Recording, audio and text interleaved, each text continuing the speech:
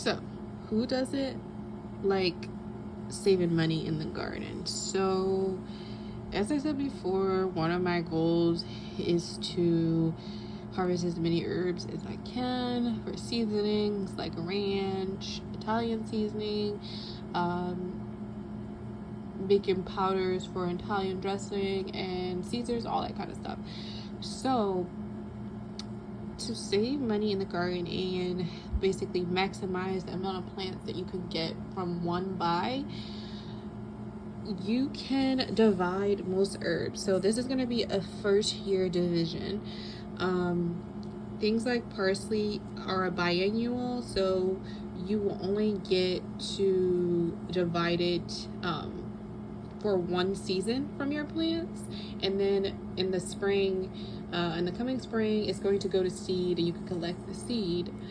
But oregano and thyme, you can get the most bang for your buck by dividing them. So I got these two plants from Trader Joe's, and this is parsley, this is oregano, and you want to go down into the root to find clear divisions. Now, if you had the patience, you can divide parsley because parsley is actually a root herb.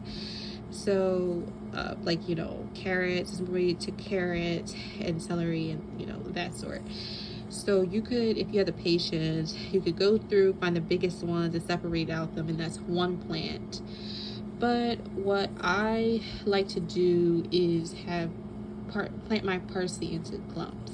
So right from this $2.49 Trader Joe's cup, I got 3 divisions. So I tripled what I bought by dividing this, and so I'll have 3 plants and 3 plants to harvest from in the fall and in the spring, before it goes to seed. So that's triple the herb harvest. For this oregano plant, it will come back even more fierce in the spring with the proper upkeep. In the fall, getting it out there right now in August before you get close to your first frost, a hard frost. Right here, this is 3 clear divisions, so that's 3 more oregano plants. Right here in this thyme plant, thyme comes back in zones 4 through 9. If you're in a higher zone or a lower zone in 4 and 9, I don't know if it will come back for you without the proper care, or you may have to overwinter it, but this is 3 clear divisions, and this plant was $3.49.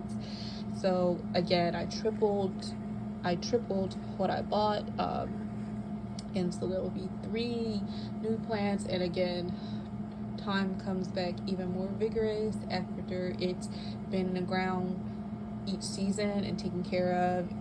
This thyme plant has 4 clear divisions. You said that's some bee balm cuttings that I may or may not root.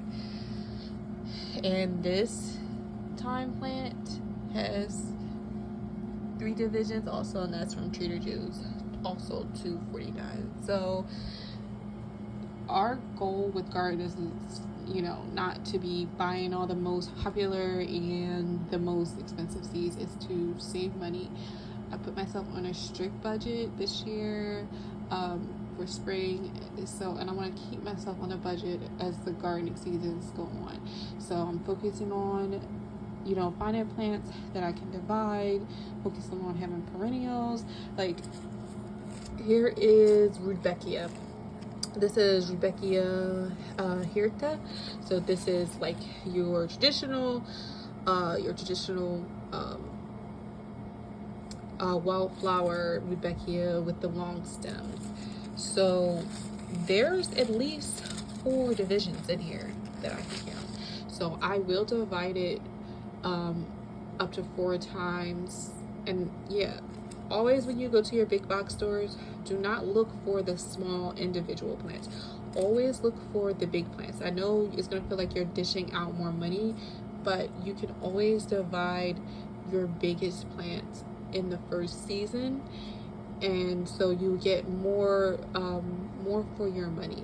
So I know it seems like a bigger investment, but you're actually saving money when you get a bigger plant. So this is for maybe even 5 divisions. I will separate it this year, and it'll come back even fiercer in the spring. And so I'll have 4 additional plants to add to my garden. You can do the same with bee balm. Here's my bee balm. You could do the same with bee balm, but I decided I'm not going to. You have to be careful.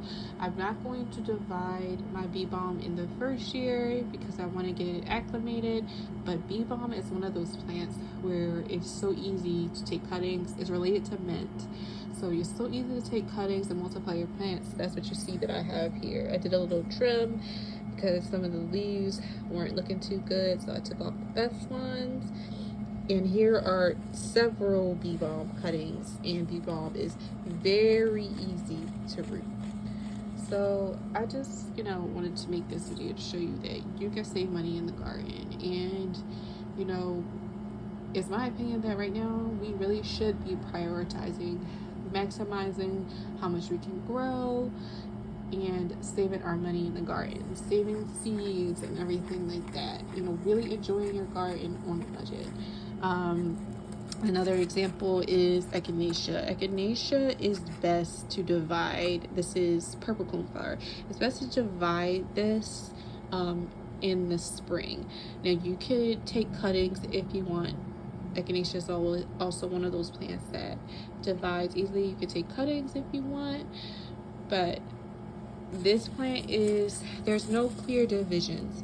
Now I could divide it because this is a really tough plant, but I'm not going to divide it this year because I want to harvest the root possibly next year or in the 3rd year.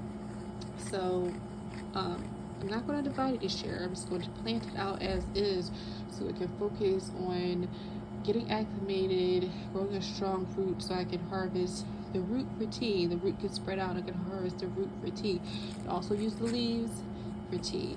So yeah, so one important thing is knowing your plants in the garden, knowing how to divide, knowing how to get the most out of the seeds and the plants that you put in your garden. And one last thing I want to say is another thing I have been focusing on in the garden is not planting anything that I do not like to eat.